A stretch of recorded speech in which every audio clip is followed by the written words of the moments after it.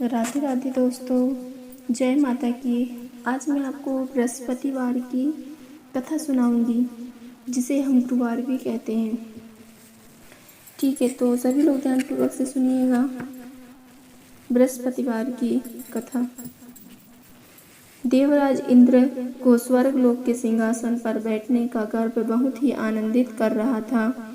एक दिन सिंहासन पर बैठे हुए देवराज इंद्र जब अपने अहंकार में डूबे हुए थे, तभी देवगुरु बृहस्पति देव वहां पहुंचे और बृहस्पति देव को देखकर सभी देवता उनके सम्मान में उठकर प्रणाम करने लगे। लेकिन देवराज इंद्र अपने सिंहासन पर ही बैठे रहे और अहंकार में डूबे रहे। बृहस्पति देव ने इंद्र से इस व्यवहार से अपना अपमान समझा और तुरंत वहां से बाहर चले गए। बृहस्पति देव के लौट जाने पर दूसरे देवता ने देवराज इंद्र से कहा कि आपको इस तरह बृहस्पति देव का अनादर नहीं करना था। वो क्रोधित होकर यहाँ से चले गए हैं। बृहस्पति देव के क्रोध होने पर हम सबको बहुत ही हानि हो सकती है, सभी देवता ने इंद्रराज से कहा। तो इंद्रराज अब कहते हैं कि देवताओं के कथन पर देवराज इंद्र ने अपनी भूल का पश्चाताप किया और उसे बहुत ही दुख हुआ। देवराज इंद्र को मन ही मन में सोचने लगा, स्वर्ग का सिंहासन उन्हें गुरु बृहस्पति देव के ही कारण मिला है। मतलब पहले उनका अपमान कर दिया, उसके बाद वो सोचते हैं मन ही मन, उनके क्रोधित होने से उनका सारा वैभव नष्ट हो जाएगा। इंद्रदेव यह सोचते हैं और कुछ देवताओं को साथ लेकर बृहस्पति देव के निवास स्थल पर पहुंचे। लेकिन उनके पहुंचने से पूर्व ही बृहस्पति देव ने अपनी ज्योतिष विद्या से उनके आने की बात को समझकर वहां से अदृश्य हो गए। मतलब बृहस्पति देव को यह मालूम चल गया कि इंद्रदेव आ रहे हैं, तो वहां से चले गए। इंद्र बृहस्पति देव को वहां ना पाकर बहुत ही निराश हुआ। उधर असुरों के राजा वृषराज को बृहस्पति देव के क्रोध होकर कहीं जाने का पता चला, तो तुरंत अपनी सेना लेकर उसने स्वर्ग लोक पर आक्रमण कर दिया। दैत्य गुरु शुक्राचार्य की बुद्धिमानी से असुरों ने देवताओं को मारना शुरू कर दिया। बृहस्पति देव के साथ ना होने से देवता की पराजय होने लगी।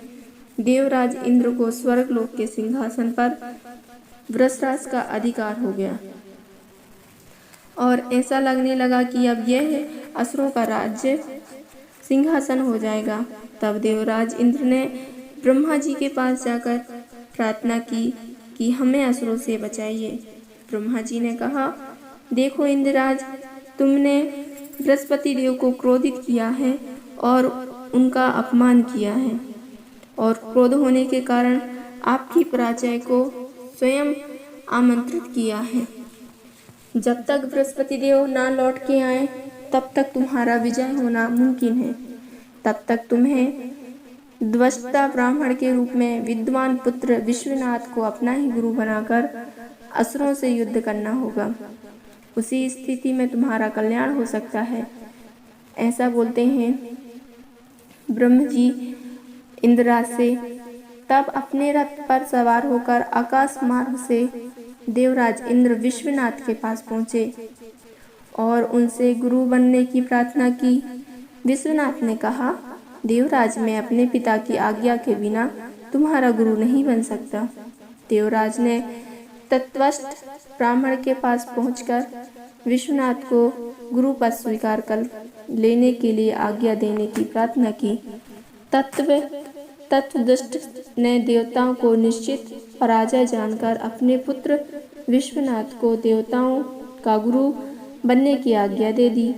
विश्वनाथ के गुरु बन जाने से देवता की विजय हुई। सारे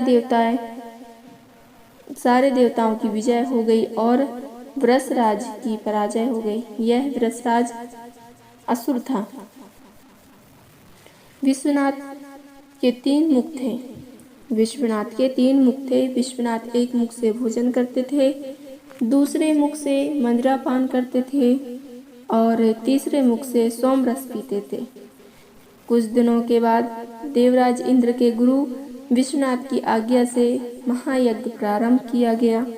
उस महायज्ञ में देवराज इंद्र की असीम शक्ति मिलने वाली थी। विश्वनाथ ने यज्ञ प्रारंभ किया। एक दिन एक असुर राज ने एकांत पाकर विश्वनाथ से कहा, गुरुदेव, आपके पिता विद्वान ब्राह्मण अवश्य हैं, लेकिन आपकी माता असुर की कन्या है। इसलिए आपको यज्ञ करते समय एक आहुति असुरों के कल्याण के लिए भी देनी चाहिए। अब विश्वनाथ प्रतिदिन यज्ञ में असुरों के नाम से भी धीमे सुर में आहुति देने लगे। महायज्ञ से देवताओं की शक्ति नहीं मिली तो देवराज ने वास्तविकता का पता लगाया। जब उन्हें पता चला कि विश्वनाथ असुरों के नाम से भी आहुति देते हैं, तो उन्होंने क्रोधित होकर विश्वनाथ के तीनों सर काट डाले। तभी एक चमत्कार हुआ। विश्वनाथ का मदिरा पान करने वाला सिर भंवरा बन गया, भोजन करने वाला सिर तीतर बन गया और सोमलता का रस पान करने वाला मुख कबूतर बन गया। विश्वनाथ की मृत्यु होने से ब्रह्म हत्या के प्रकोप से इंद्र का स्वरूप बदल गया। सभी देवता 1 वर्ष तक प्राय निश्चित करते रहे, लेकिन इंद्र का स्वरूप नहीं बदला। तब सभी देवता मिलकर ब्रह्मा जी के पास फिर पहुँचे। ब्रह्मा जी को साथ लेकर देवता बृहस्पति देव के पास पहुँचे और उन्हें ब्रह्म हत्या के 4 भाग किए। ब्रह्म हत्या का एक भाग पृथ्वी को दिया। उस भाग के कारण पृथ्वी कहीं ऊंची और कहीं नीची हो गई, कभी भी समतल नहीं रही। ब्रह्मा जी ने पृथ्वी को एक वरदान दिया कि पृथ्वी पर कहीं भी कोई गड्ढा होगा तो वह कुछ समय बाद स्वयं ही भर जाएगा। ब्रह्मा जी ने ब्रह्म हत्या का दूसरा भाग वृक्षों को देते हुए कहा, इस भाग के कारण वृक्षों में गोंद बहा करेगा। गोंद तो सभी वृक्षों से निकलता है, लेकिन गूगल वृक्ष का गोंद सर्वोत्तम माना जाता है। वृक्षों में ब्रह्मा जी ने यह वरदान भी दिया कि एक बार सूख जाने पर अपनी जड़ों के कारण वे दोबारा हरे भरे हो सकते हैं। तीसरा भाग स्त्रियों को दिया गया। उस भाग के कारण स्त्री हर महीने ऋतुस्राव से पीड़ित होती हैं। ऋतुस्राव 4 दिन चलता है, अतः ऋतुस्राव के कारण स्त्रियां पहले दिन चंडालनी, दूसरे दिन ब्रह्मघातनी और तीसरे दिन धोबनी के समान रहती हैं। चौथे दिन स्नान करने के बाद स्त्रियां ऋतुस्राव से शुद्ध होती हैं। ब्रह्म हत्या का चौथा भाग जल को दिया गया। उस भाग के कारण फैन और सैलाब स्वयं जल के ऊपर आकर तैरने लगते हैं। जल को किसी भी चीज में डालकर उसमें मिश्रित होने का वरदान मिला। इस तरह ब्रह्मा जी ने देवराज इंद्र को ब्रह्म हत्या के पाप से मुक्त किया। बृहस्पतिवार की यह कथा सुनने वाले की सभी मनोकामनाएं पूर्ण होती हैं। बृहस्पतिवार कथा सुनने और सुनाने वाले के सभी कष्ट दूर हो जाते हैं। इस कथा के सुनने से विद्या लाभ होता है तथा मनुष्य विद्यावान बनता है। इसलिए यह कथा को सभी को सुनना चाहिए। बोलो बृहस्पतिवार भगवान की जय। जय माता की। राधे राधे। दोस्तों, अगर आपको मेरा वीडियो पसंद आता है तो आप लाइक और शेयर ज़रूर करिएगा, और अच्छा लगे तो आप कमेंट करके ज़रूर बताइएगा। राधे राधे।